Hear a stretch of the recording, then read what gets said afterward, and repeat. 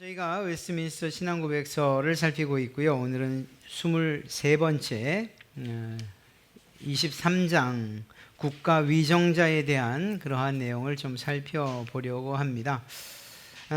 사실 이 부분은 이번 코로나 2년여에 걸친 코로나 시대를 거치면서 과연 교회가 이 정부의 이러한 이 불합리하고 때로는 불공정한 처사에 따라야 하는가, 이런 문제가 제기되면서 실제로 좀 깊이 생각해 볼 만한 그러한 주제이기도 했습니다. 뿐만 아니라 이것은 단지 우리나라뿐만 아니라 기독교인이 있는 나라, 그리고 특별히 박해를 받는 나라라든가, 혹은 정말 이 정부가 기독교인들을 인정하지 않는, 그래서 그 믿음을 제지하고 또 핍박하는 이러한 경우가 여전히 있기 때문에, 그런 경우에 우리는 과연 이 국가 그리고 위정자에 대해 어떤 태도를 취해야 하는가 하는 것을 이야기하고 있는 것입니다. 한 가지 말씀드린다면, 이 웨스트민스터 신앙고백서가 작성되던 때의 배경을 가지고 있기 때문에 몇몇 조항에 대해서는 그 시대의 배경에서 살피게 될 것이고, 오늘 이 4가지 항목 굉장히 많은데 그 가운데서 아주 중요한 몇 가지 원칙만 오늘은 좀 다루어 보도록 하겠습니다. 먼저 항목을 읽어 보겠습니다. 1항입니다. 온 세상의 최고의 주인이며 왕이신 하나님은 자신의 영광과 공공의 선을 위하여 자기 자신 아래 그리고 백성들 위에 국가 위정자들을 세우셨다. 그리고 이러한 목적을 위하여 그들을 검의 권세로 무장시키셔서 선한 자들은 보호하고 격려하는 한편 악을 행하는 자들은 처벌하게 하신다. 여기서 중요한 것은 정부란 과연 무엇인가? 나라의 나라, 그리고 정부, 그리고 그들에게 주어진 권력과 권위는 과연 누구로부터 왔는가 하는 이러한 문제입니다. 그리고 그들의 존재의 목적이 무엇인가? 우리나라로 치면 대한민국, 그리고 정부, 그리고 위정자들, 그리고 그들의 존재의 목적, 이것을 이야기하는 거죠. 누가 그들을 과연 위정자들로 세웠냐 하는 거예요. 이 대답은 매우 단순하다 이야기할 수 있습니다. 오늘 우리가 성경을 읽었던 것처럼, 첫째로 그 모든 권세는 하나님께로부터 온다는 사실을 우리는 인정해야 합니다. 자, 그러면 정부란 무엇인가? 힘을 이야기합니다. 가장 기본적인 정의는 법이라는 테두리 안에서 법을 기초로 한 힘을 가진 그러한 기관을 정부라고 이야기할 수 있어요. 그래서 정부는 정부의 요구가 있고, 또 그것들이 법 체계화되어 있고, 그것에 따라서 순종하도록 강제적인 힘과 법적인 권리를 갖고 있는 기관을 이야기합니다. 만약에 이렇게 강제적인 법적인 힘과 그리고 권리를 가지고 있지 않다면 그건 자치기구에 불과하겠죠. 이 나라가 단순한 어떤 자치기관에 의해서 움직여지지는 않을 거예요. 지금 이러한 강력한 법치 안에서도 비록 부족한 게 너무나 많지만, 그럼에도 불구하고 이 부족한 법이 있어서 당신은 옳습니다, 당신은 그릅니다, 법관의 그러한 이 미숙함, 그리고 또 정말 편협함 때문에 우리가 보기에 저거 옳지 않다라고 생각된다 할지라도 그들이 기초로 삼는 것은 결국 법이잖아요. 그래서 그 법 위에서 당신은 옳다, 그르다라는 것을 판단하지 않습니까? 그런 점에서 이러한 어떤 효력과 권리와 힘을 가지고 있지 않다면 이 정부기관이라고 이야기할 수는 없다는 거예요. 우리 교회 안에, 이 교회도 교회의 법이 있죠. 저희는 정관이 있고 교회 법이 또 있어요. 교회 안에서 해결되지 않는 부분은 노회법이 있고요. 노회법 안에서 해결되지 않는 건 또 총회법으로 가게끔 되어 있어요. 그 모든 법을 근거로 한 기관에는 반드시 힘이 주어져 있고, 그리고 또 이 권리를 가지고 있다라는 것을 우리는 알아야 됩니다. 이러한 국가 위정자들은 그 힘과 권위와 그리고 권력을 무엇 때문에 가지고 있는 것인가? 그것은 국민을 보호하기 위해 갖고 있다는 1차적인 목적이 있습니다. 안타깝게도 이것이 제대로 이러한 도덕적 기준이 마련되어 있지 않을 때 그 법을 위정자들이 이용해서 자기의 이익과 그리고 탐욕스럽게 사용할 따름이지, 기본적으로 그 법이 있는 이유, 그리고 그 법을 위정자들이 근거해서 힘과 권위를 가지고 있는 이유는 국민들, 백성들을 보호하기 위함이라는 아주 기본적인 그러한 사항입니다. 그러니까 위정자들은 이 법을 이용해서 자기의 이익이나 당리당략을 위해서 사용해서는 안 된다는 것을 이야기하고 있는 거죠. 자, 그러면 이 권리와 권위를 누가 주신 것인가? 하나님께서 주셨다는 사실을 우리는 잘 알 수가 있습니다. 오늘 읽었던 말씀도 바로 그거죠. 각 사람은 위에 있는 권세들에게 복종하라. 권세는 하나님으로부터 나지 않음이 없나니 모든 권세는 다 하나님께서 정하신 바라. 가정의 권위는 남자에게, 그리고 또 부모에게 주어졌어요. 또 어떤 공동기관 또 혹은 공동체 안에서의 권위 마찬가지예요. 교회 안에서의 권위도 마찬가지고 나라도 마찬가지예요. 이러한 모든 권위자들 그리고 그 권위는 누가 주신 것인가? 모든 것을 아시고 모든 능력이 있으신 그 하나님께서 부여해 주셨다. 성경은 그렇게 이야기하고 있습니다. 우리가 나라에 그리고 위정자들에게 복종하고 그들을 위해서 기도해야 되는 이유가 무엇이냐? 정말 부조리하고 불합리하고 불공정하다 하더라도 우리가 날마다 기도하는 이유가 무엇이냐? 하나님께서 세우셨다는 것을 믿기 때문이에요. 만약에 이것을 믿지 않아서 하나님, 나는 하나님이 이 나라 위정자들을 세웠다는 거 못 믿겠습니다. 어떻게 세우셔도 저런 사람들을 세웠습니까? 라고 말한다면 그것은 우리의 의로움을 항변하는 것 같지만 한편으로는 하나님의 권위에 도전하는 것이다. 이렇게 이야기할 수 있는 거예요. 참 이해하기 힘든 부분이죠. 왜냐하면 우리가 이해할 수 없는 그런 나라의 상황들이 있기 때문입니다. 그건 좀 이따 다시 한번 또 살펴보도록 하겠습니다. 하나님께서 정부를 왜 세우셨는가? 위정자들을 왜 세우셨는가? 그것은 바로 그들이 비록 연약하고 부족하지만 그들을 통해서 의를 유지하고 또 부정과 악을 심판하고 더 나아가 이것을 통하여 하나님의 영광을 취하시려고, 첫 번째는 하나님의 영광을 위하여, 두 번째는 모든 공공의 선을 세우시려고, 이 두 가지를 위해서 정부를 주셨다는 거예요. 우리가 이 정부를 정말 마음이 들던 들지 않던 그들을 인정하고 그들의 권위와 또 그들의 법에 복종하고 따라야 되는 이유는 무엇이냐? 이러한 비록 완전하진 않지만 이러한 법과 위정자들을 통해서 결국 의가 유지되고 어떤 부정한 것들과 악한 것이 심판되는 것을 통해서 하나님이 영광 받으시기 때문에, 또 한 가지는 그러한 심판과 그러한 이 부정과 악을 심판하는 것을 통해서 공공의 선이 어느 정도 세워져 가기 때문에 우리를 보호한다는 의미에서 이 두 가지, 즉 하나님께 영광과 공공의 선의 유지, 그래서 우리가 보호된다는 이 사실로 정부의 존재의 목적이라고 이야기할 수 있습니다. 그러니까 일항을 통해서 알 수 있는 것은 이 나라의 위정자들과 이 나라의 정부 하나님이 세우셨구나. 그래, 어떻든 간에 우리가 그들을 위해서 기도하고 복종해야 되는구나. 그리고 또 더 나아가서 그들에게 완전하진 않지만 그들을 통해서 이 나라가 어느 정도 의와 그리고 또 이 부정과 악이 심판되고 있구나. 완전하진 않지만 그래서 내가 그들의 보호를 받고 있구나 라는 이러한 정도, 그런 이유와 목적으로 하나님께서 정부를 세우셨고 위정자를 세우셨다. 이 부분을 우리가 알면 됩니다. 2항인데요. 이것은 그리스도인들이 과연 공직자로 부름받았을 때, 나라 일을 하도록 위정자로 부름받았을 때의 태도를 이야기하는 거예요. 2항, 그리스도인들이 공직자로 부름받았을 때 그것을 수락하여 수행하는 것은 합법적이다. 여기서 합법적이라는 것은 성경을 기준으로 해서 합법적이다는 이야기입니다. 그들은 그 직분을 수행함에 있어서 각 나라의 건전한 법률에 따라 특히 경건, 정의 그리고 평화를 유지해야 한다. 그러한 목적을 위하여 현재 신약시대 아래에 있는 그들은 올바르고 필요한 경우에는 정당하게 전쟁을 할 수 있다. 이 의미가 이제 점점 확대되는데요.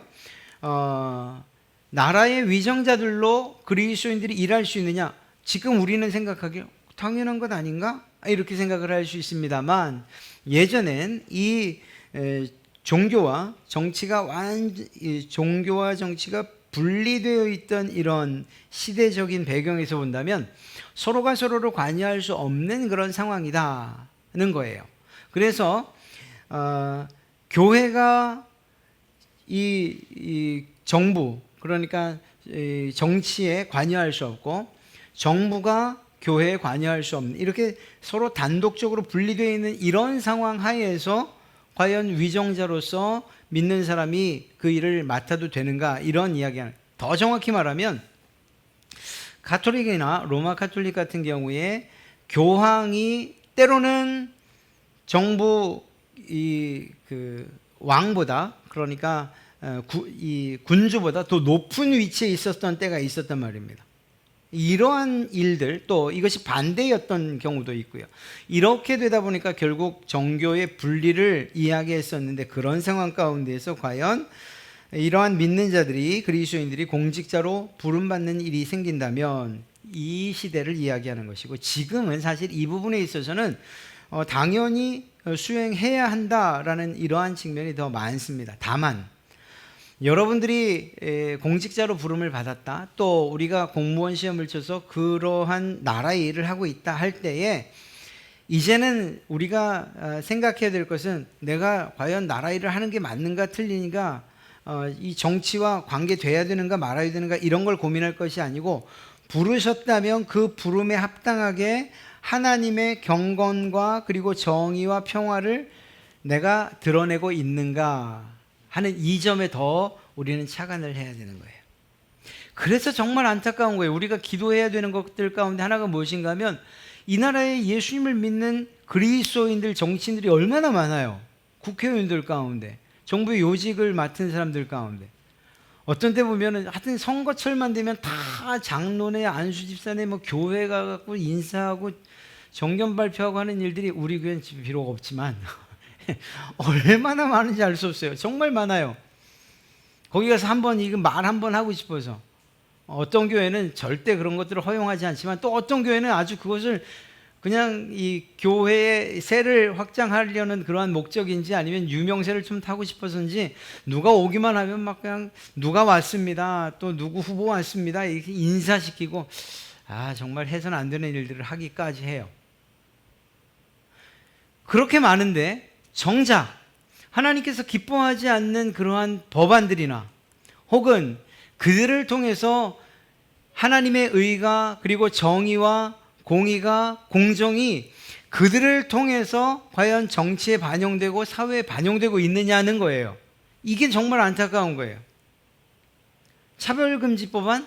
아니, 그것이 분명하게 동성애에 관한 이러한 인정과, 그리고 그것을 통해서 결국 우리가 신앙생활 혹은 또 포교활동을 전혀 할 수 없다는 사실들을 알면서도 믿지만 사람들의 눈에, 또 혹은 신앙보다는 자기의 사상과 사고, 그리고 신념이 더 우선해서 하나님께서 그 자리에 세워주신 이유와 목적을 망각한 채 당을 위해서, 혹은 자신의 일신을 위해서, 혹은 자기의 신념을 위해서 그리스도인됨을 포기하는 일들이 얼마나 많냐는 거예요.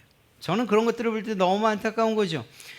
이렇게 TV를 보면, 다큐멘터리나 이런 걸 보면 탈세에 관한 그런 다큐멘터리라고 합시다. 기업인으로 세우셨어요. 정치인으로 세우셨어요. 그런데 그냥 그만 그 다큐멘터리의 제물이 된 거죠. 찾아가서 카메라가 들이대다 보면 어느 날 보면 탁자 위에 성경책이 펴져 있고, 아니, 하나님께서 그리스도인으로서 그 자리에 세우셨다는 사실을 안다면, 그러면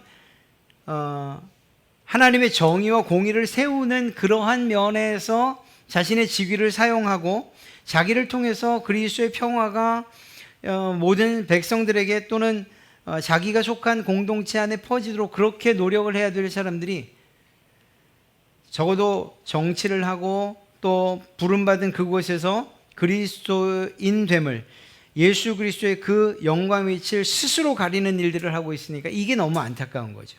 그렇게 본다면 오늘 이 항의 부분은 정치 혹은 또 공직자로 부름 받냐 못 받냐의 문제가 아니라 이제는 그 시대는 지나갔고 부름을 받았다면 하나님께서 그 자리에 세우신 이유와 목적에 따라서 살아야 된다는 것을 깊이 깨달아야 된다는 거예요. 만약에 여러분들의 자녀들을 정치인으로 키우고 싶으십니까? 그런 분들 계셔요. 저 같은 경우는 저는 싫어요. 그런데 어떤 분들은 그걸 원하는 분들이 계셔요. 그렇다면 그 아이에게 무엇을 가르쳐야겠어요? 하나님께서 너를 국회의원으로 혹은 정치인으로 혹은 대통령으로 세우신다면 하나님께서 너를 그 자리에 놓으신 이유를 반드시 잊지 말아야 된다고 가르쳐야 되는 거죠. 지금부터. 그렇다고 해서 이후에도 보겠지만 교회의 편을 들거나 혹은 누가 봐도 불합리하게 이 자신의 그리스도인됨을 이 정말 옳지 않은 정의롭지 못한 방향으로 마치 교회를 보호할 것처럼 그렇게 해서는 안 되죠. 정당하게. 그렇지 않다면 그것이 아니라면 적어도 자신이 그리스도인으로서 그 자리에 왜 세워졌는지 그리고 그 자리에서 무엇을 해야 되는지 정도는 충분히 인지하고 그리고 그 하나님의 뜻과 세우신 목적에 따라 살아야 된다는 것을 이야기하고 있는 것입니다. 그리고 이제 전쟁에 관한 부분을 잠시 후에 얘기할 거예요. 자, 소명에 대한 종교개혁의 견해는 이래요. 하나님의 부르심이 교회라는 고립된 영역에 제한되지 않는다는 거예요. 우린 보통 소명 그러면 목회자로 부르심, 선교사로 부르심까지를 이야기하죠. 아니면 수도사 혹은 또 혼자서 입산수도에서 하나님의 말씀 그리고 경건, 거룩함 이것과 이렇게 살아야 자기 자신을 스스로 때로는 채찍질하면서 이렇게 살아야 된다고 생각하죠. 그렇지 않다는 걸 이야기해요. 이러한 종교개혁의 견해는 반드시 하나님의 부르심이 교회 안에 소명자가 반드시 교회 안에 머물러야 된다고 말하지 않는다고요. 국회의원으로 부름받을 수 있어요. 혹은 어떤 직장에 혹은 또 어떤 노동직에 하나님께서 부르실 수 있어요. 그리고 그 자리에 하나님이 놓으신 것이라고 우리는 믿어요.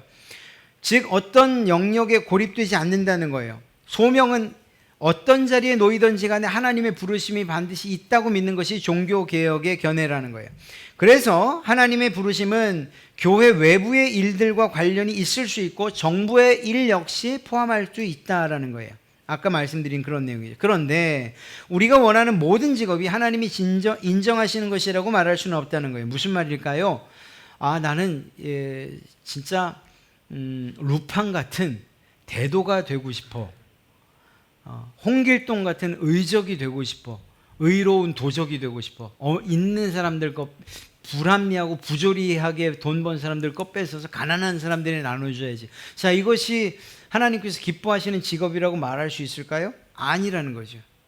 하나님의 성품과 그리고 그 하나님의 말씀에 비추어 볼 때에 합당한 직업이 있다는 거예요. 그리고 그 합당한 직업에 관해서만큼은 직업에 이 귀천도 없고 또한 이곳은 합당하고 이곳은 그렇지 않다 이렇게 말할 수 있는 것이 아니라는 거예요. 바꿔 말하면 목사는 좀 더 거룩한 직업이고 그리고 또 그렇지 않은 일반 회사원은 둘 비교할 때에 좀 아래에 있다 이런 식으로 생각해서는 안 된다는 거예요. 하나님께서 부르실 때에 이런 자리로 부르셨던지 간에 이런 자리로 부르셨던지 간에 그것은 하나님 편에서 볼 땐 똑같은 자리라는 사실을 인정해야 되는 거예요. 교회가 먼저 그렇게 생각해야 돼요. 정말로. 그래서 제가 늘 말씀드리는 것처럼 목사가 언제 그 권위가 있다고 말씀드렸습니까? 제가 권위가 없는 게 아니죠.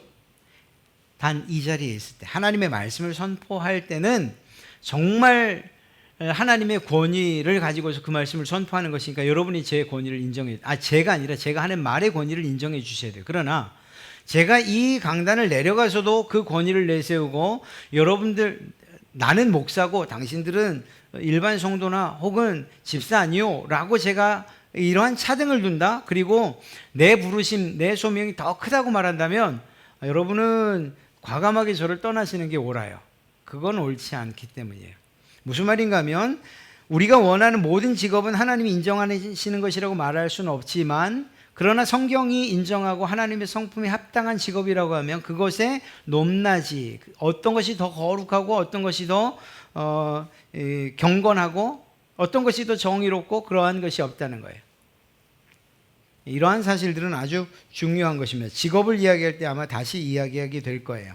그 다음에 이러한 이야기가 나온 것, 즉 전쟁에 대한 이야기가 나온 이유가 무엇인가? 당시에 이 신앙 고백서를 만들 당시에 제세례파라고 하는 교파가 있었는데, 이 제세례 교파들은 전쟁을 거부했어요. 지금의 안식교도처럼 말이에요. 평화주의자들이었고, 그러다 보니까 양심적인 병역 거부권을 행사했어요. 그리고 모든 그리스도인들은 그렇게 전쟁에 참여해서는 안 된다.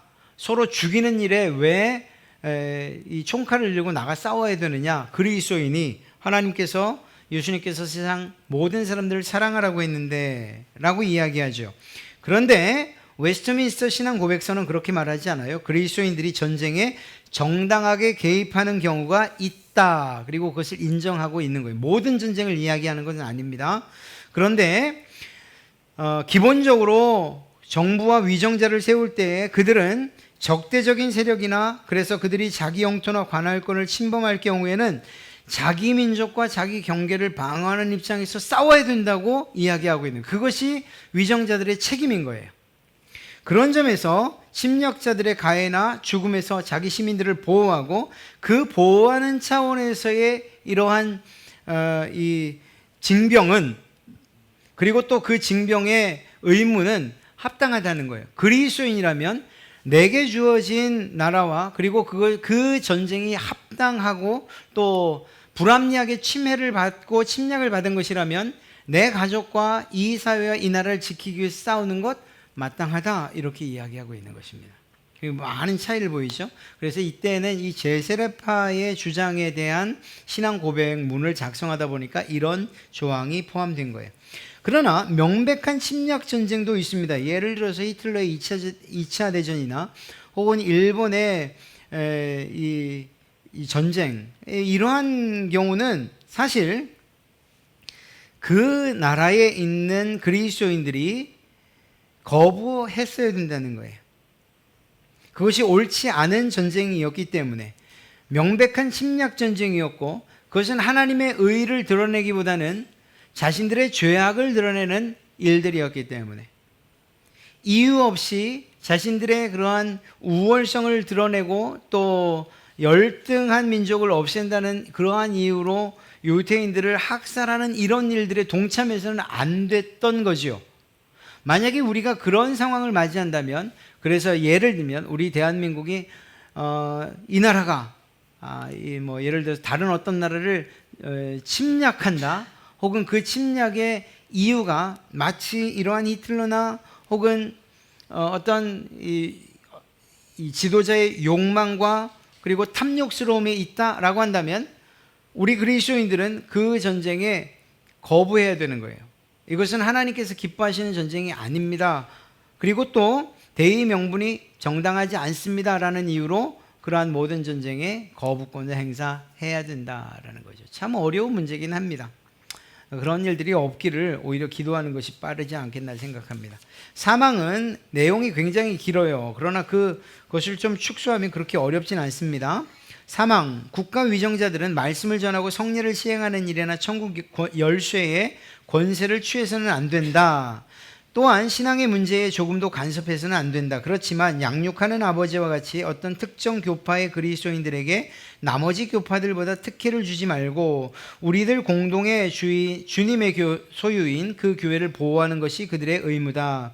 모든 교회 회원들은 누구나 폭력이나 위험 없이 그들의 신성한 기능의 모든 부분을 수행하는 데 있어서 충분하고 자유롭고 의문의 여지가 없는 자유를 누리도록 해주는 것이 위정자들의 의무다. 그리고 예수 그리스도께서 자신의 교회 안에 정규적인 정치와 권쟁을 제정해 놓으셨기 때문에 어떤 국가의 법률도 어떤 기독교 교파이든 거기에 자발적으로 참여한 회원들 가운데 그들 자신의 신앙 고백과 신앙에 따라서 교회의 정치나 권징이 정당하게 시행되는 것을 참견하거나 강요하거나 방해해서는 안 된다. 모든 국민들과 그들의 선한 이름을 보호하는 것이 국가 위정자들의 의무다. 그들은 종교와 불신앙을 구실로 어느 누구에게도 그 어떤 모욕이나 폭력이나 욕설이나 상처를 줌으로써 고통을 당하지 않도록 해야 하고, 모든 종교적이고 교회적인 집회들이 방해나 소동 없이 열릴 수 있도록 조치를 취하는 것이 위정자들의 의무다. 자, 여기에서 중요한 것은 국가와 교회가 서로 독립된 제도라는 거예요.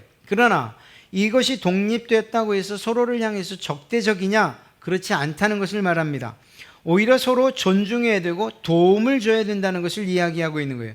교회는 국가 위정자들을 존경하고 위정자들을 위해서 기도해야 되는 것이고요. 그리고 또 교회는 위정자들에게 복종할 책임이 있다는 거예요.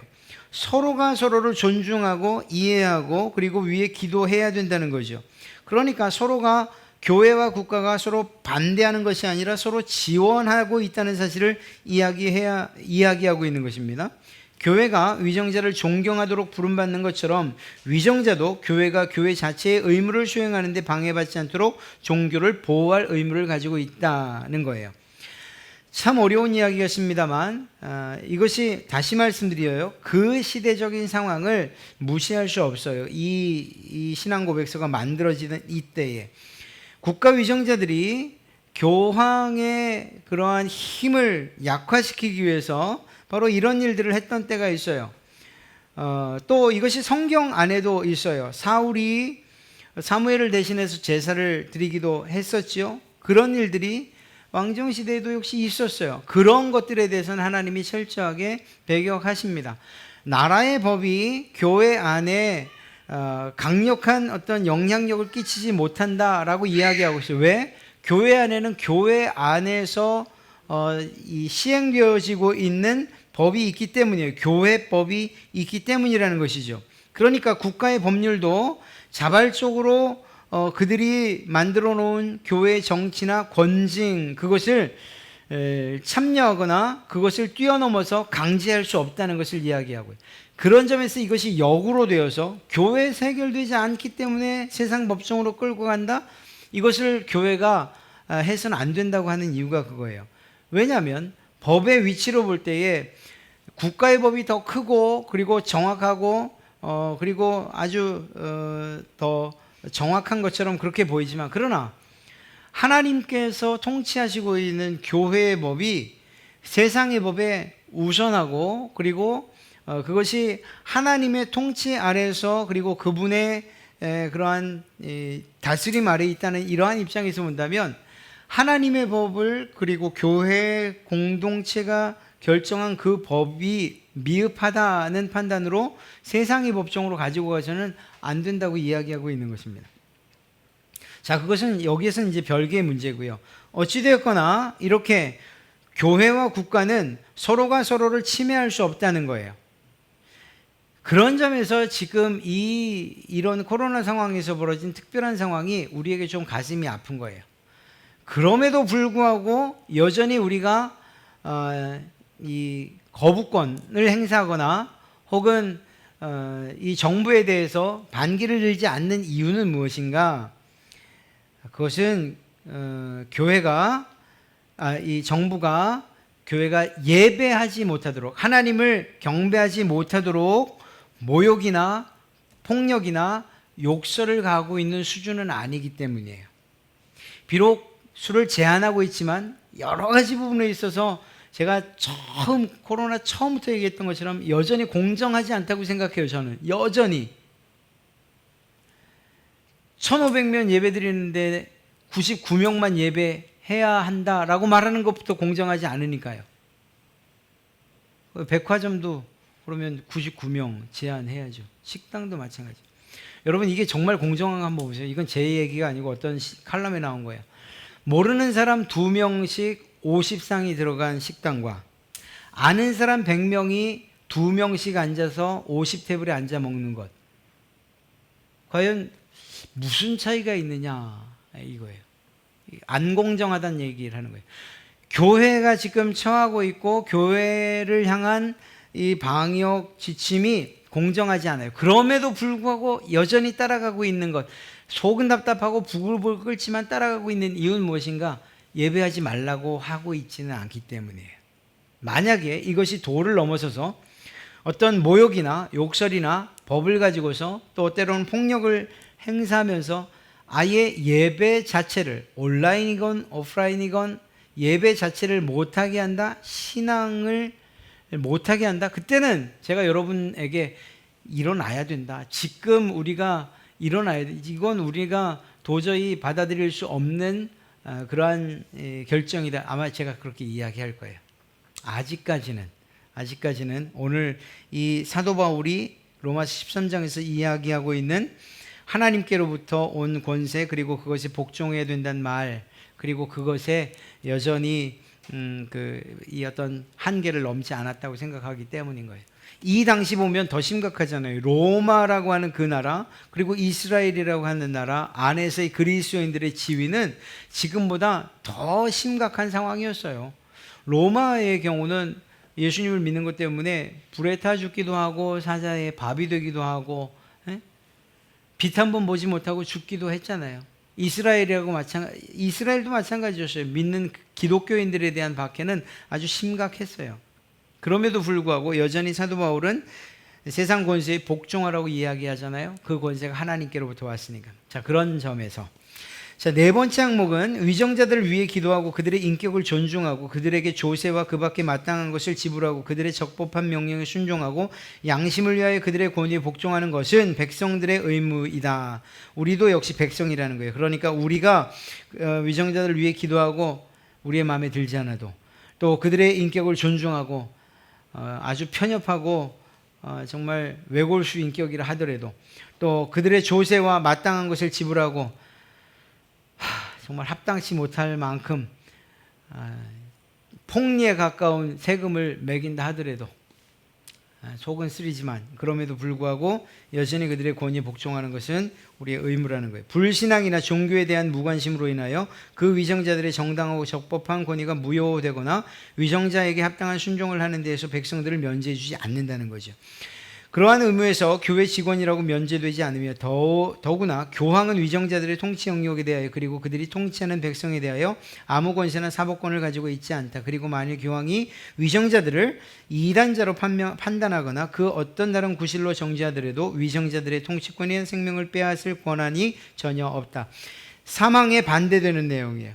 정부가 교회에 관여하지 말아라. 4번 교황 너희가 이 황제에게 거역하거나 그 황제를 이단자라고 해서 종교적인 잣대로서 그들을 판단하거나 그들을 심판해서는 안 된다. 이렇게 이야기해요. 그러니까 사망과 사항을 이야기하면 결국은 이 둘은 분리되는 것이 맞다라고 이야기하고 있는 거죠. 그러나 분리됐다고 해서 싸우는 것이냐 서로 대척하는 것이냐 그것이 아니고 서로를 위해서 기도하고 서로를 존중해 줘야 되는 것이다 라고 이야기하고 있는 것입니다. 자, 어떤 법이 공정하지 않다는 사실 자체가 우리에게 그 법에 불복종할 권리를 주는 거예요. 나 그건 도저히 받아들일 수 없어 라고 하는 법이라 할지라도 그렇게 내가 받아들일 수 없다, 공정하고 공평하지 않다는 것 때문에 난 그 법을 지킬 수 없어, 불복종해야지 라고 말할 수 있는 것은 아니라는 거예요. 안타깝게도 그 법 역시 하나님께서 세우신 권세자들을 통해서 제정되어진 법이기 때문인 것이죠. 그러니까 그러한 법을 제정할 때에 믿는 그리스도인들이 역할을 감당해야 되는 거예요. 그 법을 개정할 수 있어야 돼요. 제가 늘 얘기하지만 음주운전에 관한 법은 빨리 개정됐으면 참 좋겠어요. 전 개인적인 소망이에요.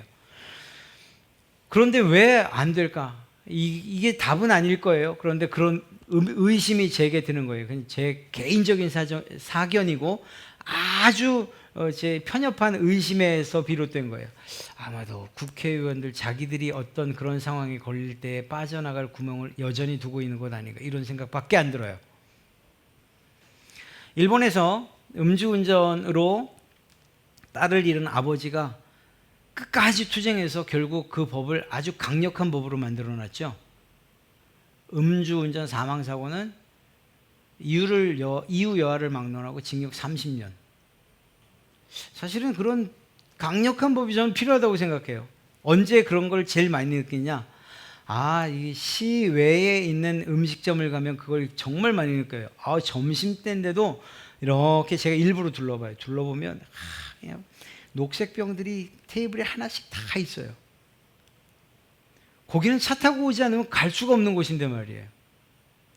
아마 거기에 이 음주 측정하는 경찰관 한 명만 서 있으면 아마 꽤 거둘 거예요. 왜일까요? 법이 강력하지 않기 때문이에요. 법이 강력하지 않기 때문에. 그러니까 그러한 법들을 제정하는 그 자리에 하나님이 세우셨다면 정말 보호하는, 정말 선한 사람들을 보호하고 악한 자들에 대한 확실한 징계를 위해서, 심판을 위해서 강력한 법을 만들 수 있고 바라온 그 법을 제한할 수 있어야 된다는 거죠. 그런 것들에 대해서 책임을 회피하고 있는 것이라고밖에 생각되지 않는 거예요. 자, 어찌되었거나 공정하지 않다는 자체가 우리가 그 법, 내가 생각할 때 공정하지 않기 때문에 난 불복종할 거야 라고 말해서는 안 된다는 거예요. 왜? 이것보다 더, 불공정보다 더 높은